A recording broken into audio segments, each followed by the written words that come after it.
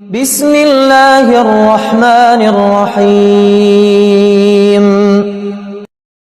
बिस्मिल्लाहिर्रहमानिर्रहीम। आज मैं आपको ये चीज बताऊंगा कि स्पर्म्स और मनी, इन दोनों में क्या फर्क है। क्या ये दोनों एक ही चीजें हैं या अलग अलग चीजें हैं। अक्सर लोग सुना गया है कि वो मनी को स्पर्म समझते हैं।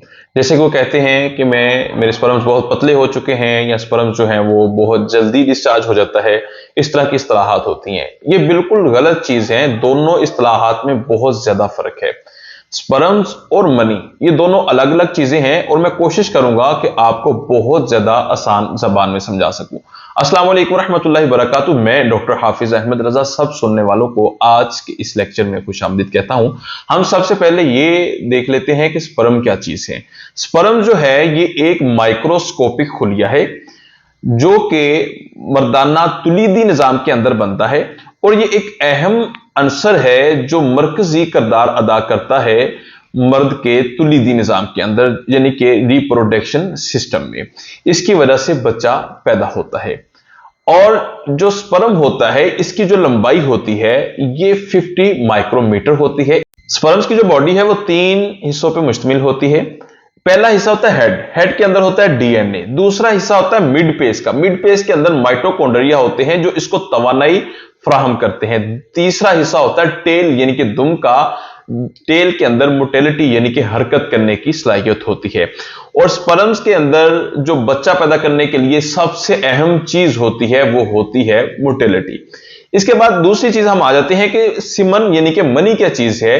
मनी एक रतूबत है जो कि मर्द के तुलीदी गदूद यानी कि रिप्रोडक्टिव ग्लैंड से खारिज होती है, और इसका जो काम है वो स्पर्म्स की हिफाजत करना और स्पर्म्स को ताकत फराहम करना है। और ये एक वसीला है स्पर्म्स को लेके बॉडी से बाहर निकलने का। और जब ये औरत की वजाइना के अंदर चले जाती है तो स्पर्म्स की जो मोटिलिटी होती है वो उसको एग तक लेके जाती है। एग तक जब स्पर्म पहुंचता है तो वो एग को फर्टिलाइज करता है, तो बच्चा बनने का जो अमल है वो स्टार्ट होता है। अच्छा, इसमें कुछ चीजें याद रखें। सीमन जो है ये एक रतूबत है, और इसके अंदर मुख्तलिफ किस्म के मवाद जो है पाए जाते हैं, जिनमें से स्पर्म्स एक है। जबकि स्पर्म खुद जो है वो मर्द के तुलीदी निजाम के अंदर पैदा होता है। अच्छा, दूसरी चीज, जो सीमन है ये आंख से देखी जा सकती है, जबकि जो स्पर्म है इसको आप माइक्रोस्कोप के जरिए देख सकते हैं। अच्छा, जो सीमन है ये खुद हरकत नहीं कर सकती, इसको आप डिस्चार्ज कर सकते हैं।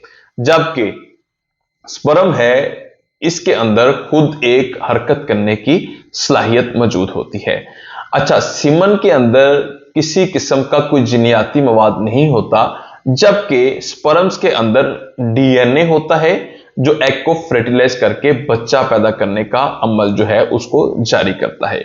तो इस चीज से हमें यह पता चलता है कि सीमन एक रतूबत है जो कि सिर्फ स्पर्म्स की हिफाजत करती है, या उसको खुराक फराहम करती है, या उसको लेके बॉडी से बाहर निकलती है। जबकि जो स्पर्म है ये खुद एक खुलिया है जिसके अंदर डीएनए मौजूद होता है, जिसकी वजह से बच्चा बनने का जो अहम अमल है वो पेश आता है।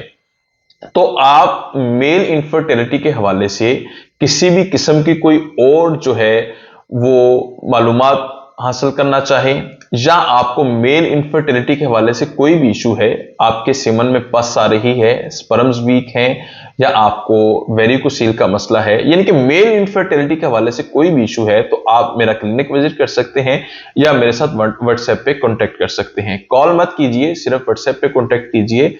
इसी के साथ इजाजत दीजिए। बहुत जल्दी इंशाल्लाह किसी अगले लेक्चर के साथ मुलाकात होगी।